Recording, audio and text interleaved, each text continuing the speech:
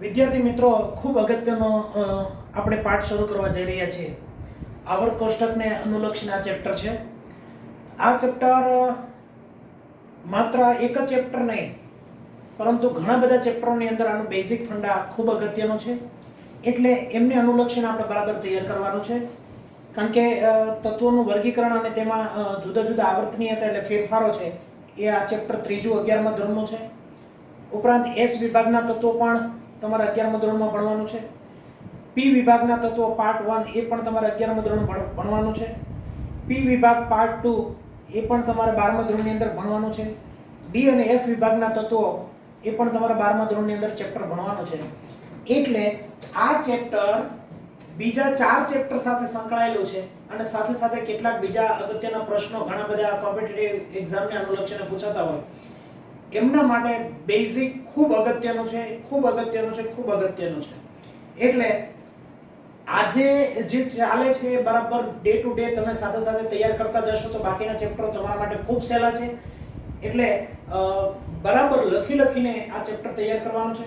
ઘણીવાર આપણને એમ લાગે કે આવર્ત કોષ્ટક એ તો આમ જોઈ તો આપણને એમ થાય ઓહો સાહેબ કેવી રીતે આ તૈયાર કરવું. તો મિત્રો કશું જ ગભરાવાની જરૂર નથી. આવર્ત કોષ્ટક બહુ સહેલું છે. હું તમને ધીમે ધીમે કટકે બધું તૈયાર આપું છું. આવર્ત કોષ્ટક તમને તૈયાર કરાવવાનો છું. અત્યારે મારે જેટલી જરૂરિયાત છે એટલું ચેપ્ટર એટલો તમને આવર્ત કોષ્ટક હું તૈયાર કરાવડાવું છું અને બરાબર સાથે સાથે તમારા સમૂહ વાઇઝ બરાબર તૈયાર કરવાનું છે. આવર્ત કોષ્ટક, આધુનિક આવર્ત કોષ્ટક, મેન્ડેલિફનો આવર્ત કોષ્ટક, ઘણા બધા જોન ડોબ્રેનર, એબી ધ કાન કોર્ટેસ, આવા ઘણા બધા વૈજ્ઞાનિકોના પોતાના અભિપ્રાયો છે પણ પછી જોવાના છે. અત્યારે મારે તમને આવર્ત કોષ્ટક પહેલા બરાબર તૈયાર કરાવવાનો છે. તો આવર્ત કોષ્ટક માટે મિત્રો તમે જાણો છો 10મા ધોરણની અંદર અને 9મા ધોરણની અંદર પણ બેઝિક તમારે ઘણું બધું આવી ગયું છે. આવા ઊભા જે હોય ને એને સમૂહ કહેવાય અથવા એને સ્તંભ કહેવાય અથવા એને સારી ભાષામાં કહીએ તો આને ફેમિલી કહેવામાં આવે છે. ઊભા જે થાંભલા છે એને સ્તંભ કહેવાય, સમૂહ કહેવાય. આ ઊભા થાંભલા છે એને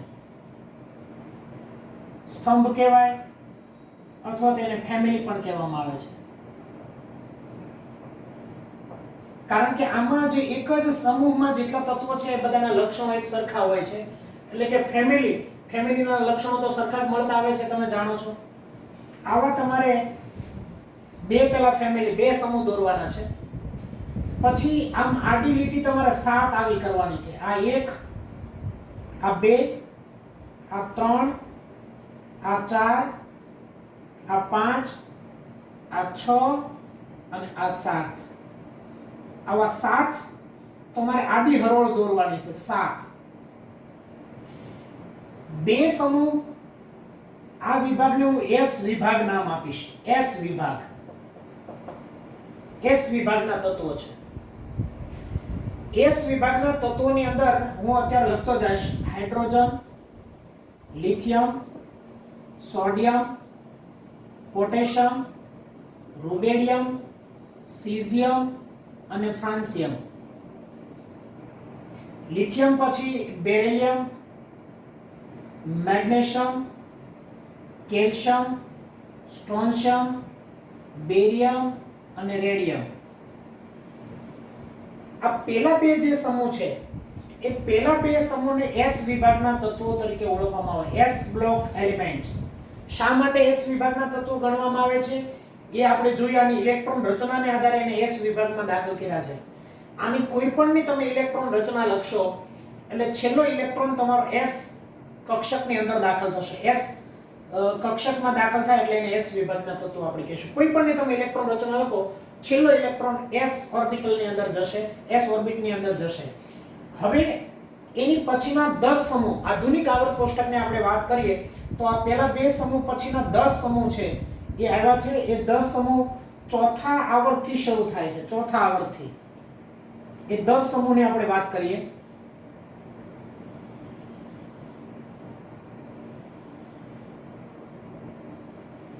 યસ, 10 સમૂહની અંદરની વાત કરીએ આપણે તો આ 1, આ 2, આ 3, આ 4, આ 5, 6, 7, 8 9 અને 10 આ તમારે સાથે સાથે પછી દોરવાનું છે, એટલે બરાબર સમજીને તૈયારી કરતું જવાનું છે. એ 10 સમૂહ પછી આ 10 સમૂહનો જે ભાગ છે એને ડી વિભાગના તત્વો કહેવામાં આવે છે. ડી વિભાગ, અથવા તો આનું બીજું નામ છે સંક્રાંતિ તત્વો. સંક્રાંતિ તત્વો, ટ્રાન્ઝિશન એલિમેન્ટ. આ સંક્રાંતિ તત્વો છે એમનું પણ આપણે એક આખું ચેપ્ટર ભણવાનું છે. જો આમનું પણ એક આખું ચેપ્ટર આ આવર્ત કોષ્ટક સિવાયનું અત્યારે જે ચેપ્ટર આપણે ભણીએ છીએ એ સિવાયનું આ બે સમૂહનું એક ચેપ્ટર આપણે આખું ભણવાનું છે. એનું નામ છે એસ વિભાગના તત્વો. પછી આનું એક આખું ચેપ્ટર ભણવાનું છે ડી અને એફ વિભાગના તત્વોનું એક. અને એની પછીના પેલા બે કોલમ દોરી મેં, પછી મેં કેટલી દોરી 10. પછી મિત્રો આપણે આમની અંદર બીજી 6 આવી કોલમ દોરીએ છીએ. 6, આ 1, આ 2, આ 3, આ 4, આ 5 અને આ 6. યસ, આવી રીતે નીચેથી ટોટલ એના 7 આડા આવર્ત દોરતા જવાના છે. 7. અચ્છા, આમની અંદર ઉપર 3 છે એટલે આ 3 લાઈન આપણે અહીં ડ્રો કરશું. આ 1 2 અને આ 3. મિત્રો બરાબર ધ્યાનથી સમજો. પહેલા મેં બે સમૂહ દોર્યા છે, એમાં 7 1 2 3 4 5 6 અને 7. 7 આડી હરોળ દોરી. આ પછીના વચ્ચેના જે મેં 10 દોર્યા છે એમાં પહેલી 3 હરોળ નથી આપણે દોરતા, બાકીની 4 જ હરોળ દોરીએ છીએ આપણે. ઓકે, ચાલો એટલો ખ્યાલ આવી ગયો. હવે ઊભા છે એને સમૂહ નામ આપશું, સ્તંભ નામ આપશું, એને આપણે ફેમિલી નામ આપશું. આડા છે ને એને આપણે આવર્ત નામ આપશું. આ જે છે આડી હરોળ એને આવર્ત નામ આપશું, અથવા તો આડી હરોળ એવું નામ આપશું. આડી હરોળ આવર્ત. મિત્રો યાદ રાખો બરાબર, આવર્ત કોષ્ટક પહેલા જે આવર્ત કોષ્ટક હતું ને એમાં આ 10 સમૂહનો આ આખો સમુદાય જ નહોતો.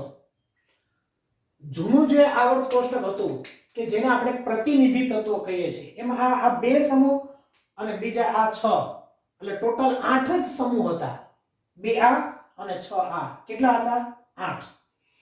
હવે મિત્રો જ્યારે નવું આધુનિક આવર્ત કોષ્ટકનું જ્યારે સંશોધન થયું ત્યારે વચ્ચે એક આખા ડી વિભાગનો એક સમૂહ, મોટો સમુદાય આવ્યો, એટલે એમાં 10 સમૂહ બીજા ઉમેરાણા.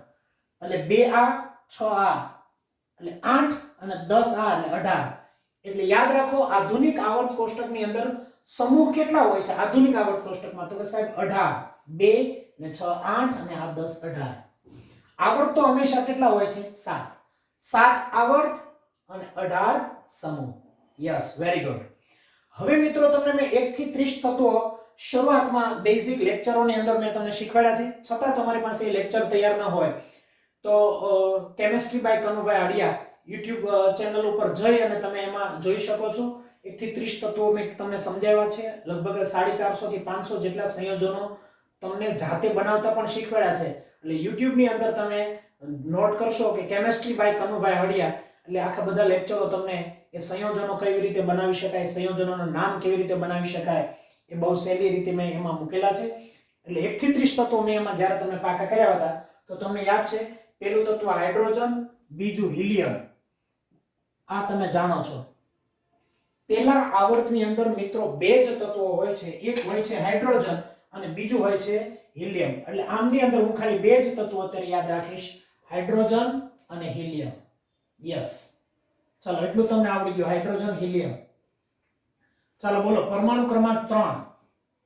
પરમાણુ ક્રમાંક 3 વાળું તત્વ તમને આવડે છે લિથિયમ, બેરિલિયમ, બેરિલિયમ 4, પછી boron, carbon, nitrogen, oxygen, fluorine, neon. યાદ છે ને બધાને? Hydrogen, helium, lithium, beryllium, boron, carbon, nitrogen, oxygen, fluorine અને neon. Sodium 11, 12 magnesium, 13 aluminium, silicon, phosphorus, sulphur, chlorine અને આર્ગોન. એટલું તમને આવડે છે. ચાલો, પોટેશિયમ, કેલ્શિયમ, સ્કેન્ડિયમ 21મું તત્વ યાદ કરો, scandium, titanium, vanadium, chromium, manganese, iron, cobalt, nickel, copper અને ઝિંક. આ 30 તત્વો મેં આગળના લેક્ચરોની અંદર સારી રીતે તમને મેં તૈયાર કરાવ્યા છે. ફરીવાર hydrogen, helium, lithium, beryllium, boron, carbon, nitrogen, oxygen, fluorine અને neon, sodium, magnesium, aluminium, silicon, phosphorus, sulphur, chlorine અને argon, potassium, calcium, scandium, titanium, vanadium, chromium, manganese, iron, cobalt, nickel, copper અને ઝિંક. આ 30 તત્વો તો મેં તમને પહેલા લેક્ચરોની અંદર શીખવાડી દીધેલા છે. પણ તમારે આવર્ત કોષ્ટક દોરો ત્યારે ફરીવાર યાદ રાખશો, પહેલા 2 સમૂહ દોરવાના છે, પછી અહીંયા બીજા 6 દોરવાના છે અને વચ્ચે 10. પહેલા 2 માં 2 તત્વો છે, તમે કદાચ ક્રમ ભણી ગયા છો. 2 પછી નામાં 8 8 પછી 18 યાદ કરો, 2 8 8 18. નવમા ધોરણમાં તમે આ ક્રમ શીખી ગયા છો. એટલે પહેલા આવર્તમાં ખાલી 2 જ તત્વો છે, બીજામાં 8 છે, પાછા 8 છે. 18 એટલે મોટો સમૂહ અહીંથી શરૂ થાય, ચોથા આવર્તથી. એટલે તમારે યાદ રાખવાનું ચોથો આવર્ત મોટો આવર્ત છે. અચ્છા, હવે તમારે આ બે એટલે એક આખું ચેપ્ટર ભણવાનું છે આનું. આના નામ પછી હું તમને બધાને સમૂહ વાઇઝ લખાવું છું. Hydrogen, lithium, sodium, potassium, rubidium, caesium, francium, beryllium, magnesium, calcium, strontium, barium અને રેડિયમ. અચ્છા, હવે આ સમૂહ તમને જરાક લખાવી દઉં છું. બધાયનો પછી વ્યક્તિગત એક એક સમૂહનો તમને પરિચય કરાવું છું એટલે તમને બરાબર તૈયાર થશે. બોરોન, એલ્યુમિનિયમ, ગેલિયમ, ઇન્ડિયમ અને થેલિયમ. આ આજે અધૂરો સમૂહ છે એટલે પૂરું નહીં આવે. Carbon, silicon, germanium, tin, Sn tin અને lead, Pb. Nitrogen, phosphorus, arsenic, As, antimony અને bismuth. Oxygen, sulphur, selenium, tellurium અને polonium. Fluorine, chlorine, bromine, iodine અને એસ્ટેસ્ટાઇન, At એટલે astatine. Helium, neon, argon, krypton, xenon અને radon. આ એક chapter આ બે સમૂહનું છે, બોરોન અને કાર્બન વાળા સમૂહ. એક ચેપ્ટર નાઇટ્રોજન, ઓક્સિજન, ફ્લોરિન અને નિયોન. આ 4 સમૂહનું એક આખું ચેપ્ટર છે. એક ચેપ્ટર આ બે સમૂહનું છે, એક ચેપ્ટર આ બે સમૂહનું છે, એક ચેપ્ટર આ ડી વિભાગના તત્વોનું છે. એટલે આના પછી તમારે બીજા 4 ચેપ્ટરો છે એ આના આધારિત ભણવાના છે. એટલે ફરજિયાત મેં જેટલું કરાવડાવ્યું છે એટલું લખીને તમારે તૈયાર થતું જવું જોઈએ. એટલું બરાબર યાદ રાખવાનું છે. આ પહેલો લેક્ચર તમારે ખૂબ જ અગત્યનો છે એટલે એ પ્રમાણે તમારે તૈયારી કરવાની છે. હવે આ બધું જ હજી હું આમની વચ્ચેથી એક F વિભાગના તત્વો લેન્થેનોઇડ અને ઓક્ટિનોઇડની પણ વાત કરું છું. એ પહેલા આપણે સમજી લઈએ. આને હું પહેલો સમૂહ કહીશ અત્યારે, પછી 1A 1B એ પછીની વાત છે. અત્યારે હું તમને ખાલી ક્રમ આપી દઉં. પહેલો, બીજો, ત્રીજો, ચોથો, પાંચમો, છઠ્ઠો, સાતમો, આઠમો, નવમો, 10મો, 11મો, 12મો, 13મો, 14મો, 15, 16, 17 અને 18 સમૂહ છે તમારે. કેટલા સમૂહ છે? 18. એમાં પહેલો અને બીજો સમૂહ એટલે એક ચેપ્ટર, 13મો અને 14મો સમૂહ એટલે બીજો એક ચેપ્ટર, 15, 16 અને 17 અને 18 સમૂહ એટલે બીજો એક ચેપ્ટર અને આ 3 થી 12 એક આખું ચેપ્ટર એનું છે. અચ્છા, હવે પહેલો અને બીજા સમૂહના તત્વોને આપણે S વિભાગના તત્વો એવું નામ આપશું. શું નામ આપશું? S વિભાગના તત્વો. તો પાછો પ્રશ્ન થશે કે સાહેબ શા માટે એટલા વિભાગને આપણે નામ S વિભાગ નામ આપ્યું છે? શા માટે આનું નામ આપણે S વિભાગ નામ આપ્યું? તો કે સાહેબ કોઈ પણની તમે ઇલેક્ટ્રોન રચના લખો તો છેલ્લો ઇલેક્ટ્રોન S માં જશે. દાખલા તરીકે હાઇડ્રોજનનો લખો તો હાઇડ્રોજનમાં એક ઇલેક્ટ્રોન એટલે 1s1, છેલ્લો ઇલેક્ટ્રોન S માં ગયો. લિથિયમનો પરમાણુ ક્રમાંક 3 એટલે તમે આખી આપણે ઇલેક્ટ્રોન રચના આગળના ચેપ્ટરમાં એટલા માટે જ ભણી ગયા છે. પહેલા એ જ તમને મેં એટલા માટે બેઝિક કરાવડાવ્યું કે આ બધા ચેપ્ટરોની અંદર મારે ઇલેક્ટ્રોન રચનાની જરૂર છે. આ 1s 2s 2p 3s 3p અને 3d 4s 4p 4d અને 4f આપ જાણો છો. ચાલો, આપણી પાસે લિથિયમ એટલે આનો પરમાણુ ક્રમાંક 1, પછી આનો પરમાણુ ક્રમાંક 3 બધું શીખવાડું છું. તમારે પહેલામાં 2 ઉમેરવાના, બીજામાં 8 ઉમેરવાના, એટલે આમાં 8 ઉમેરશો એટલે 11 થશે. પાછળના 8 ઉમેરવાના, 2 8 8 18 18 અને 32 ઉમેરતા જાવ એટલે પરમાણુ ક્રમાંક એની જાતે આવી જશે. પહેલામાં 2 ઉમેરો એટલે 3 થશે, 3 માં 8 ઉમેરો એટલે 11 થશે, 11 માં 8 ઉમેરો એટલે 18 થશે, સોરી 11 માં 8 ઉમેરો એટલે 19 થશે, 19 માં 18 ઉમેરો એટલે 18 દુ ને 36 ને 1 37 થશે, 37 માં પાછા 18 ઉમેરો એટલે 7 દુ ને 14 ને 1 15 એટલે 55 થશે. આમાં 32 ઉમેરો એટલે 5 ને 2 7 એટલે 87 થશે. તો પરમાણુ ક્રમાંક આવી રીતે તમારે ગોખવાના નથી. પહેલામાં 2 ઉમેરો, પહેલાનો એક પરમાણુ ક્રમાંક થશે, પછી 2 ઉમેરો, આમાં 8 ઉમેરો, આમાં 8 ઉમેરો, 18 18 અને 32 એટલે ઉમેરો એટલે પરમાણુ ક્રમાંક એની જાતે આવડે. હવે પરમાણુ ક્રમાંક તમને આનો આવડ્યો તો આનો 1 હોય, આનો 3 હોય તો આનો કેટલો હોય? તો કે સાહેબ 4. આનો 11 હોય તો આનો કેટલો હોય? 12. આનો 19 હોય તો આનો કેટલો હોય? 20. આનો 37 હોય તો આનો કેટલો હોય? 38. આનો 55 હોય તો આનો કેટલો હોય? 56. આનો 87 હોય તો આનો કેટલો હોય? 88. સિમ્પલ લોજિક છે. પરમાણુ ક્રમાંક આના આવડી ગયા. હવે દાખલા તરીકે આ આવર્ત અહીંયા પૂરો થાય અને અહીંથી નવો આવર્ત શરૂ થાય ચોથો, તો ત્રીજા આનો 19 હોય તો આ ત્રીજા આવર્તનો આનો કેટલો હોય? 18. તો આનો કેટલો હોય? 17. આનો કેટલો હોય? 16. આનો કેટલો હોય? 15. આનો કેટલો હોય? 14. આનો કેટલો હોય? 13. સિમ્પલ, ઉલટું આવડી જાય તમને. દાખલા તરીકે તમને આનો પરમાણુ ક્રમાંક 4 છે, આનો 3 થી શરૂ થાય તો આનો કેટલો હોય? 2 હોય. તો આવી રીતે પરમાણુ ક્રમાંક છે એ તમને આવડી જશે જાતે, અને પરમાણુ ક્રમાંક તમે એ જાતે દોરી શકો છો. એટલે હવે તમારે બરાબર એ ધ્યાન રાખવાનું છે કે એટલું તમને આ એકનો પરમાણુ ક્રમાંક આવડે એટલે બાકીના બધા સમૂહના પરમાણુ ક્રમાંક તમને જાતે આવડી જાય. હવે મને બરાબર એ સમજીને બરાબર તમારે કહેતું જવાનું છે કે ચાલો પરમાણુ ક્રમાંક 3 છે, તો 3 છે ને, તો આમાં 2 સમાશે, આમાં 1. જો છેલ્લો ઇલેક્ટ્રોન ક્યાં ગયો? તો કે S માં, એટલે આને S વિભાગમાં રાખ્યો. સોડિયમ એટલે 11. 11 એટલે જુઓ 2 ને 2 4 ને 6 10, 2 ને 2 4 ને 6 10, 10 અને 1 અહીંયા આવશે એટલે 11. છેલ્લો ક્યાં ગયો? તો કે 1s માં, 3s માં. પેલામાં હેમાં ગયો ઇલેક્ટ્રોન? 1s1. આમાં તો કે 2s1, આમાં તો કે 3s1 માં ગયો. જો પેલો 1 હતો ત્યારે 1s1, 3 થયા એટલે 1s2, 2s1 એટલે 2s માં ગયો, પછી આ 3s માં ગયો. આનો તમે લખશો 19. તો 19 એટલે જુઓ 2 ને 2 4 ને 6 10, 10 ને 2 12, 12 ને 6 18, 18 ને 1 19. તમને યાદ છે 3D પેલા 4s માં ઇલેક્ટ્રોન દાખલ થાય, આપણે આગળના ચેપ્ટરમાં આ બધું ભણ્યા છીએ. તો જુઓ 4s માં ગયો એટલે આમાં 4s1, આમાં ગણશો તો 5s1, આમાં ગણશો તો 6s1, આમાં ગણશો તો 7s1.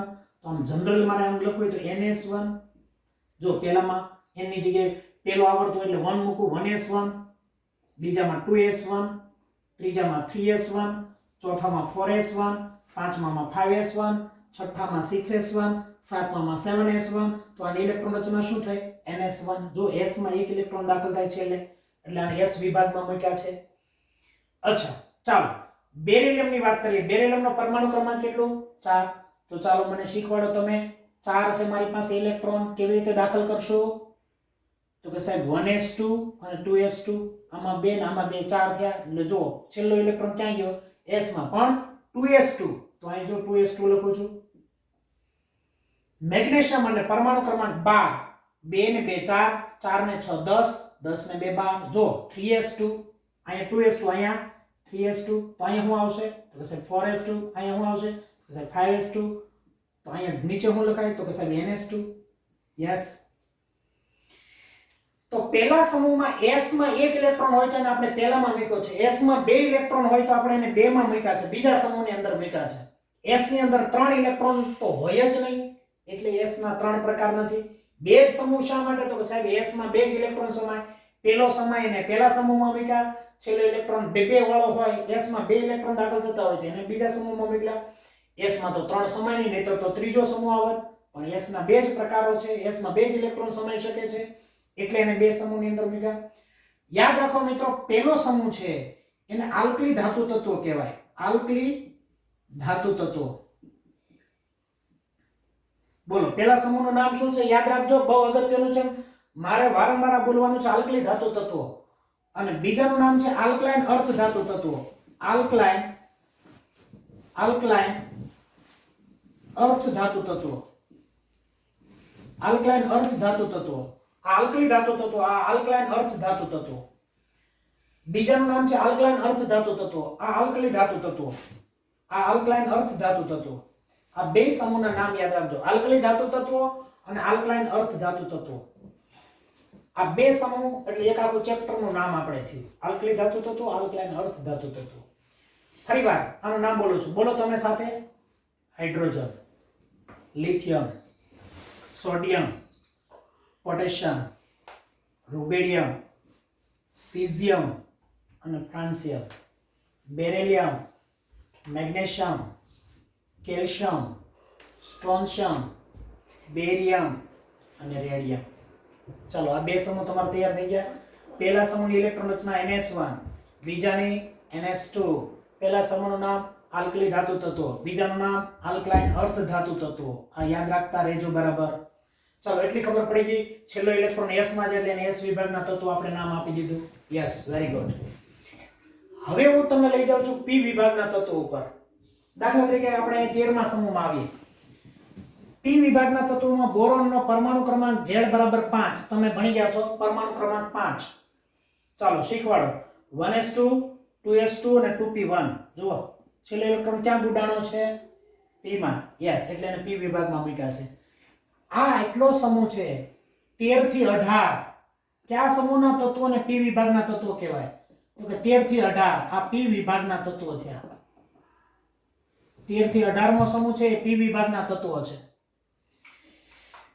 છેલ્લો ઇલેક્ટ્રોન P માં ગયો. બોરોન એટલે જો 1s2, 2s2, 2p1. Yes, P ની અંદર એક ઇલેક્ટ્રોન દાખલ થયો. હવે મને એમ કહો એલ્યુમિનિયમ એટલે 13 એટલે 1s2, 2s2, 2p6. સાંભળજો. 2 2 4 ને 6 10. 3s2, 3p1. જો 2 2 4 ને 6 10 ને 2 12 ને 1 13. થયા 13. છેલ્લો ઇલેક્ટ્રોન ક્યાં ગુડાણો? તો કે સાહેબ P માં. તો પહેલામાં શું આવ્યું હતું? પહેલાની બોરોનની ઇલેક્ટ્રોન હતા 2s2, 2p1. સાંભળજો. 2s2, 2p1. એલ્યુમિનિયમમાં 3s2, 3p1. 3s2, 3p1. એની પછી ગેલિયમની ઇલેક્ટ્રોન રચના છે તમારે પછી આગળ લખવાની આવશે. ત્યારે લખશો 4s2, 4p1. 5s2, 5p1. 6s2, 6p1. તો આની મારે જનરલ લખવી હોય તો શું લખી શકાય? તો કે સાહેબ ns2, np1. ns2, np1. 2s2, 2p1. 3s2, 3p1. 4s2, 4p1. ns2, np1. p માં એક ઇલેક્ટ્રોન દાખલ થાય તો 13મો સમૂહ. આમ યાદ રાખવાનું. ટોટલ અહીંયા 3 થાય તો 13મો. ખરેખર આ ત્રીજો સમૂહ હતો. આ પહેલો સમૂહ, આ બીજો સમૂહ, આ ત્રીજો હતો. પણ વચ્ચે કેટલા સમૂહ આવ્યા? 10. તો ત્રીજો હતો એ કેટલામો થઈ ગયો? 13મો સમૂહ. કારણ કે આટલા સમૂહ જ મૂળ તત્વોનો એક વિભાગ હતો. એટલે S વિભાગ વત્તા P વિભાગ. એક નોટ કરતો જાઉં છું અહીં સાઈડમાં, તમે બરાબર નોંધ કરજો. S વત્તા P વિભાગના તત્વોને પ્રતિનિધિ તત્વો કહેવાય. પ્રતિનિધિ તત્વો તરીકે ઓળખવામાં આવે છે. ઈ પહેલા પ્રતિનિધિત્વ કરતા હતા. આ 10 સમૂહ તો પછી આવ્યા છે. પહેલા માત્ર S વિભાગ અને P વિભાગના તત્વો હતા. એટલે એને પ્રતિનિધિ તત્વો તરીકે ઓળખવામાં આવે છે. ચાલો હવે મને કાર્બનની ઇલેક્ટ્રોન રચના લખાવો. તો કે સાહેબ કાર્બનનો પરમાણુ ક્રમાંક તમને ખબર છે. આ બોરોનનો 5, કાર્બનનો 6, આનો 7, આનો 8, આનો 9 અને આનો 10. આપ જાણો છો બધા સારી રીતે. ચાલો મને કહો કાર્બન એટલે 6. તો બોલો 1s2, 2s2 અને 2p2. જુઓ 2 2 4 ને 2 6. 1s2, 2s2 2p2. તો 2 2 4 ને 2 6. તો આની ઇલેક્ટ્રોન રચના થાય 2s2, 2p2. 2s2, 2p2. આમાં 2s2, 2p1. p માં 1 જાય તો 13મો. p માં 2 ઇલેક્ટ્રોન જાય 14મો સમૂહ. p માં 3 ઇલેક્ટ્રોન જાય તો 15મો. જો 2 ને 2 4 એટલે 14મો સમૂહ થઈ ગયો. તો આની ઇલેક્ટ્રોન રચના થાય ns2, np2. તો આનું ગણો. હવે ટાઈમ પાસ નથી કરવો. બોલો ns2, np3. ns2, 4 આમાં 4 ઇલેક્ટ્રોન દાખલ થશે, p માં 4 હશે. આગળ હું શીખવાડું છું. ચાલો કાર્બન માં આવડી ગયું, s માં 2 ને p માં 2. નાઇટ્રોજન માં ગણો. નાઇટ્રોજન નો પરમાણુ ક્રમાંક 7, z બરાબર 7, 1s2 2s2 અને 2p3. 2 ને 2 4 ને 3 7, 7 એટલે જો 2s2 2p3, 2s2 2p3 nitrogen. Oxygen માં 2s2 2p4, આમાં 4 આવશે ઓક્સિજન માં. ફ્લોરિન માં ns2 np5 અને છેલ્લામાં ns2 np6. 6 ઇલેક્ટ્રોન થાય એટલે પૂરો સમૂહ. બોલો ns2 np1 ns2 np2 ns2 np3 ns2 np4 ns2 np5 ns2 np6. 2 ને 1 3 એટલે 13મો સમૂહ, 2 ને 2 4 એટલે 14મો, 3 ને 2 5 એટલે 15મો, 2 ને 4 6 16મો, 2 ને 5 7 17મો અને 2 ને 6 8 એટલે 18મો સમૂહ. તો હું તમને એમ કહું છું 15મા સમૂહની સામાન્ય ઇલેક્ટ્રોન રચના શું 15 માની? તો કે સાહેબ ns2 ને np3, 2 ને 3 5 એટલે 15મો. 16 માની બોલો ns2 np4, 2 ને 4 6 16મો. 18 માની બોલો ns2 np6, 6 ને 2 8 એટલે 18મો. 13મા સમૂહની ઇલેક્ટ્રોન રચના બોલો હાલો ફટાફટ. ns2 np1, 2 ને 1 3 13મો સમૂહ. 16મા સમૂહની બોલો ફરીવાર ns2 np4, 4 ને 2 6 6 એટલે 16મો. તો જનરલ ઇલેક્ટ્રોન રચના તમને આ બધાને આવડી જશે. હવે હું તમને એમ કહું જનરલ આમ તમને પ્રશ્ન પૂછાય કે p વિભાગના તત્વોની ઇલેક્ટ્રોન રચના કેટલી? તો ns2 np126 p વિભાગની પૂછાય તો ns2 તો બધામાં કમ્પલસરી છે જ, પણ અહીંયા એને np1 છે, np2 છે, np3 છે, np4 છે, np5 છે, np6 છે. એનો અર્થ એવો થયો કે np126 p વિભાગની પૂછાય તો ns2 np126. પણ 13માની પૂછાય તો આ નહીં લખવાની. 13માની પૂછાય તો ns2 np1, 14માની પૂછાય તો ns2 np2, 15માની પૂછાય તો ns2 np3, 18માની પૂછાય તો ns2 np6. પણ p વિભાગના તત્વોની ઇલેક્ટ્રોન રચના પૂછાય તો આપણે લખશું ns2 np126. એટલી વસ્તુને બરાબર મગજમાં સેટ કરી રાખજો. હવે હું આ બધા સમૂહનું વ્યક્તિગત એક એક નામ આપતો જાઉં છું. મિત્રો 18મા સમૂહના તત્વો છે, 18મા સમૂહના તત્વો એનું નામ છે શૂન્ય સમૂહના તત્વો. શૂન્ય સમૂહના તત્વો અથવા તો એનું બીજું નામ છે નિષ્ક્રિય વાયુઓ અથવા એનું ત્રીજું નામ છે ઉમદા વાયુઓ.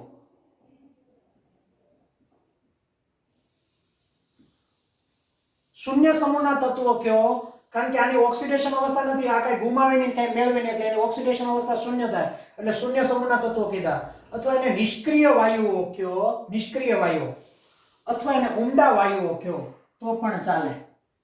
આ બધા જય ગિરનારી છે, કોઈની સાથે પ્રક્રિયા નથી કરતા, આ બધા નિષ્ક્રિય છે. ઉમદા વાયુઓ એને તરીકે ઓળખવામાં આવે. ઇનર્ટ ગેસ પણ કહેવામાં આવે છે, ઇનર્ટ ગેસ. આ 18મા સમૂહને યાદ રાખજો. શૂન્ય સમૂહના તત્વો અથવા નિષ્ક્રિય વાયુઓ કહેવાય. આ બધા વાયુ સ્વરૂપે છે પણ નિષ્ક્રિય છે, અથવા ઉમદા વાયુ કહેવાય અથવા એને ઇનર્ટ ગેસ કહેવાય. 17મા સમૂહના તત્વો એને હેલોજન કહેવામાં આવે છે, હેલોજન સમૂહ.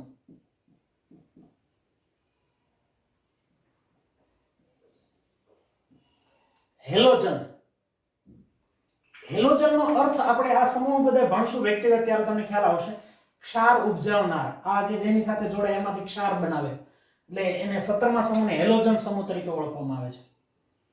16મા સમૂહને ચાલ્કોજન તરીકે ઓળખવામાં આવશે, ચાલ્કોજન. હજી એકવાર કહો તો આને શેના તરીકે ઓળખશું આપણે? ચાલ્કોજન. આ 17મા સમૂહને ચાલ્કોજન તરીકે આપણે ઓળખશું. 18મા સમૂહને નિષ્ક્રિય વાયુ કયો, ઉમદા વાયુ કયો, શૂન્ય સમૂહના તત્વો કયો, ઇનર્ટ ગેસ કયો એ ચાલે. 17મા સમૂહને હેલોજન તત્વો કહેવામાં આવે છે, હેલોજન. 16મા સમૂહના 17માને હેલોજન, 16માને ચાલ્કોજન તરીકે ઓળખવામાં આવે છે. 15માને નાઇટ્રોજન ફેમિલી કહેવામાં આવે છે, નાઇટ્રોજન યુક્ત સંયોજનો, નાઇટ્રોજન ફેમિલી. એટલે એને નાઇટ્રોજન ફેમિલી જ કહેશું આપણે.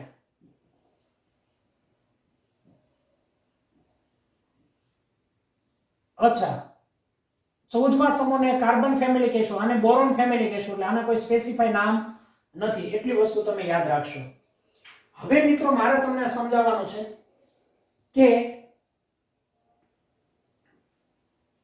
કે આ સંક્રાંતિ તત્વો છે, આ છેલ્લો ઇલેક્ટ્રોન આમાં p માં દાખલ થયો એટલે એને p વિભાગના તત્વો કહેવાય.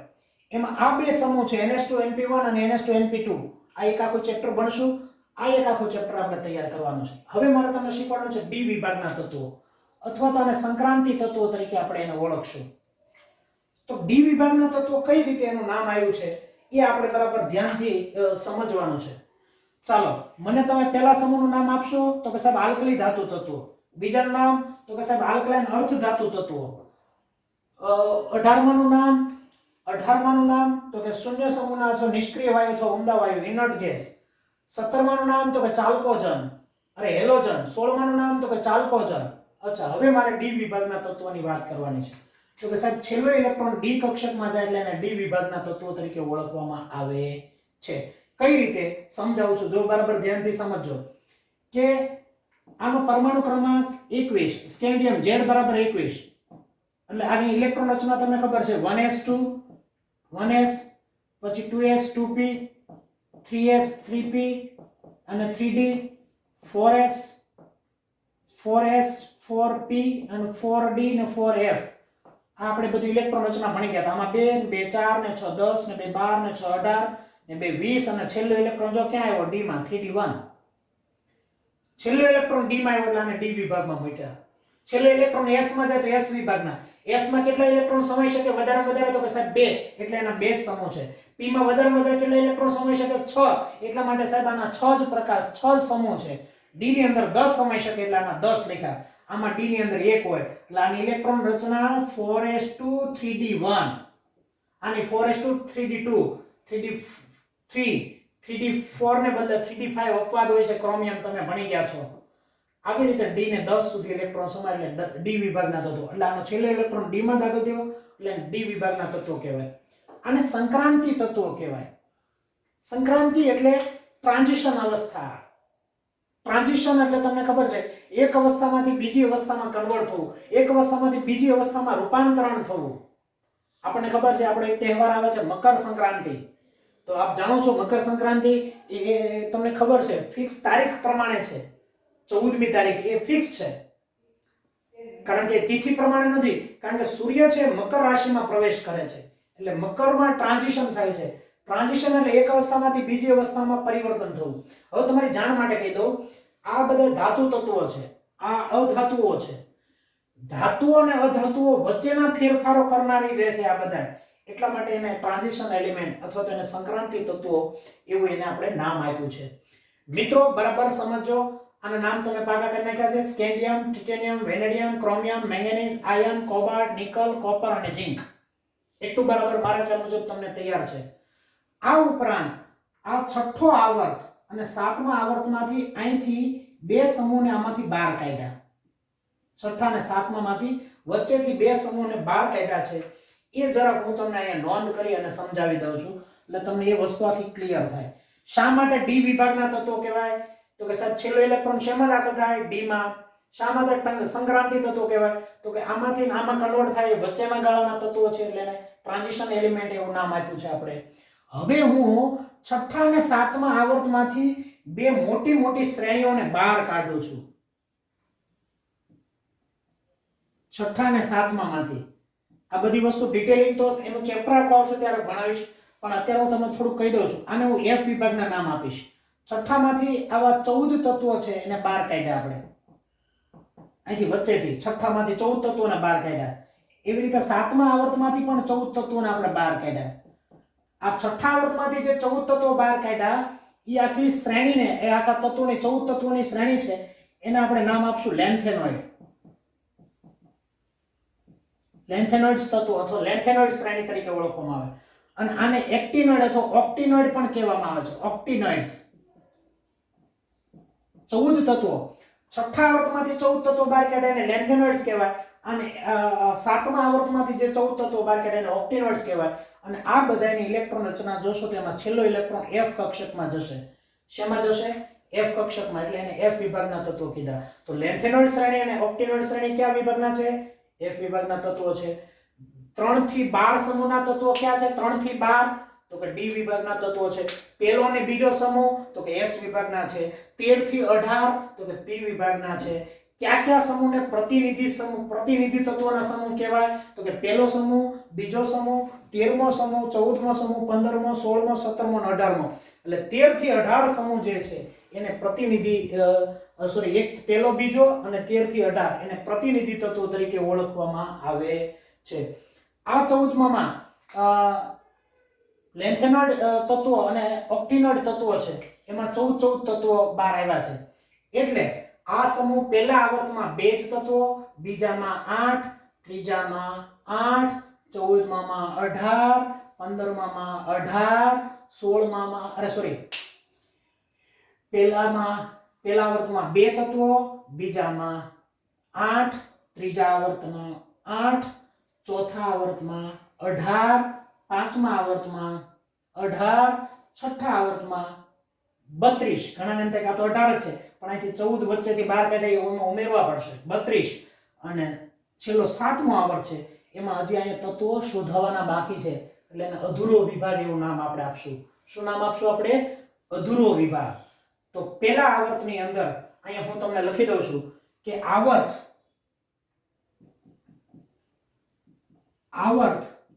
અને સંખ્યા. બોલો, પહેલા આવર્તમાં કેટલી સંખ્યા? તો કે 2, બીજા આવર્તમાં તો કે 8, ત્રીજા આવર્તમાં તો કે 8, ચોથા આવર્તમાં તો કે 18, પાંચમા આવર્તમાં તો કે 18, છઠ્ઠા આવર્તમાં તો કે 32 અને સાતમો આવર્ત તો કે અધૂરો.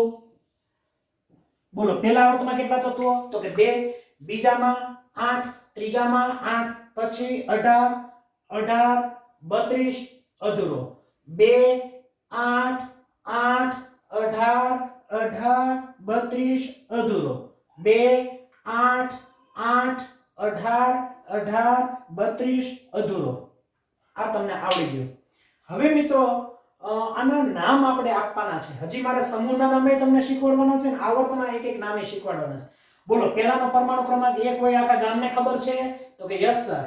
1 માં કેટલા ઉમેરવાના? 2, એટલે 9 આવે. એમાં કેટલા ઉમેરવાના? 8, પછી 8, પછી 18, 18 અને 32 ઉમેરતા જાવ એટલે પરમાણુ ક્રમાંક એની જાતે તમને મળી જશે. ચાલો, એટલું તમને બધાને આવડી ગયું. હવે પહેલો જે આવર્ત છે એ પહેલો આવર્ત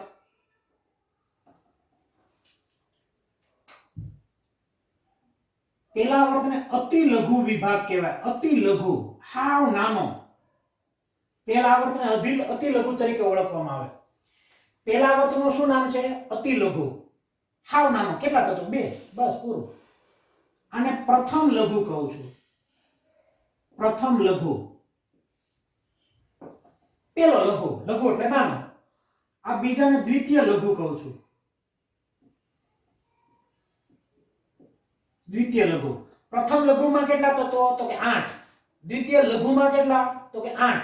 અતિ લઘુમાં, હાવ નાના લઘુમાં તો કે 2. અતિ લઘુ, પ્રથમ લઘુ, દ્વિતીય લઘુ. અને પ્રથમ લાંબો, આ પહેલો લાંબો સમૂહ થયો એટલે પ્રથમ લાંબો. પ્રથમ લાંબામાં કેટલા? 18. પછી દ્વિતીય લાંબો. દ્વિતીય લાંબામાં કેટલા? એમાંય 18. પ્રથમ લાંબો, દ્વિતીય લાંબો. પ્રથમ અતિ લાંબો. પ્રથમ અતિ લાંબો. પ્રથમ અતિ લાંબો. પહેલો વધારે મોટો, વધારે લાંબો. કારણ કે આમાં 18 નથી, હજી આમાં 14 તત્વો આ છે. અને દ્વિતીય અતિ લાંબો. દ્વિતીય અતિ લાંબાનું બીજું નામ છે અધૂરો વિભાગ. અધૂરો વિભાગ. ચાલો, મારા ખ્યાલ મુજબ એટલું તમને આવડી ગયું. બોલો, અતિ લઘુ, પ્રથમ લઘુ, દ્વિતીય લઘુ, પ્રથમ લાંબો, દ્વિતીય લાંબો, પ્રથમ અતિ લાંબો, દ્વિતીય અતિ લાંબો. દ્વિતીય અતિ લાંબોનું બીજું નામ શું?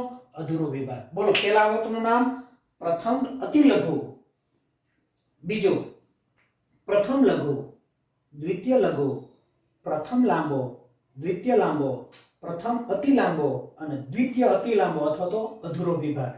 આવી રીતે આવર્તના નામ આપેલા. પહેલો આવર્ત અતિ લઘુ, પ્રથમ લઘુ, દ્વિતીય લઘુ, પ્રથમ લાંબો, દ્વિતીય લાંબો, પ્રથમ અતિ લાંબો, દ્વિતીય અતિ લાંબો, અથવા તો અધૂરો વિભાગ, આમ આવર્તના નામ તમને બધાને સમજાઈ ગયા છે.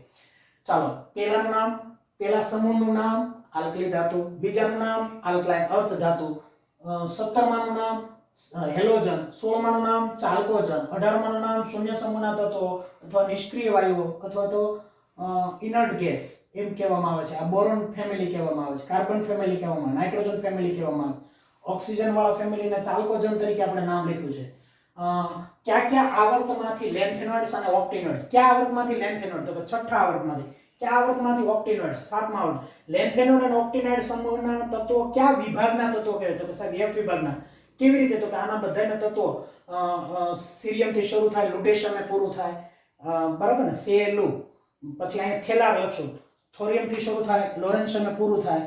એ આપણે બધા પછી ભણશું ત્યારે તમને આખું સમજાવીશ.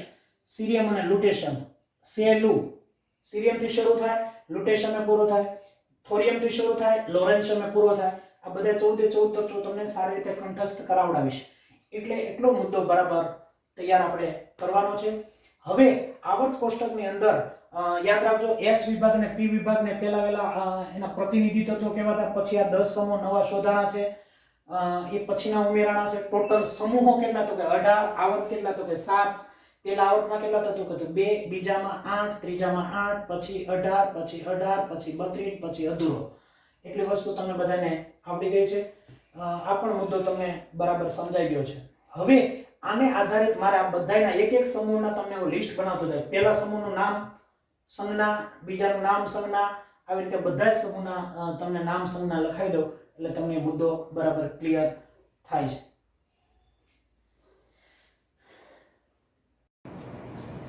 તમને ઇલેક્ટ્રોન રચના પૂછે, પહેલા સમૂહની જનરલ ઇલેક્ટ્રોન રચના શું, તો કે તમે કહેશો સાહેબ NS1, બીજાની તો કે NS2, 13મા સમૂહની તો કે NS2NP1, 14માની તો કે NS2NP2, 15માની NS2NP3, NS2NP4, NS2NP5, NS2NP6. પરંતુ મિત્રો યાદ રાખો, ડી વિભાગના તત્વોની ઇલેક્ટ્રોન રચના શું થાય, તો કે આમાં ડી માં 1 ઇલેક્ટ્રોન હોય, ડી માં 2 હોય, ડી માં 3 હોય, ડી માં 4 ના બદલે 5 અપવાદ છે, યાદ છે.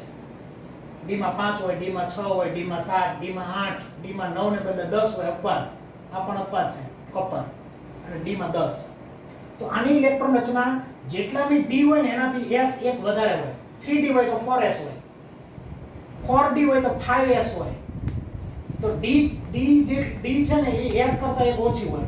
એટલે આમ લખું n-1d, n-1d અને ns. જેટલા બી s હોય એનાથી એક d ઓછી હોય. તો d માં કેટલા ઇલેક્ટ્રોન હોઈ શકે, તો કે સાહેબ 1 થી માંડીને 10 સુધી હોઈ શકે. કારણ કે d ની કેપેસિટી 10 ની છે. s માં કેટલા હોય, તો કે s માં એક હોય, s માં 2 પણ હોય. બધામાં s માં 2 હશે.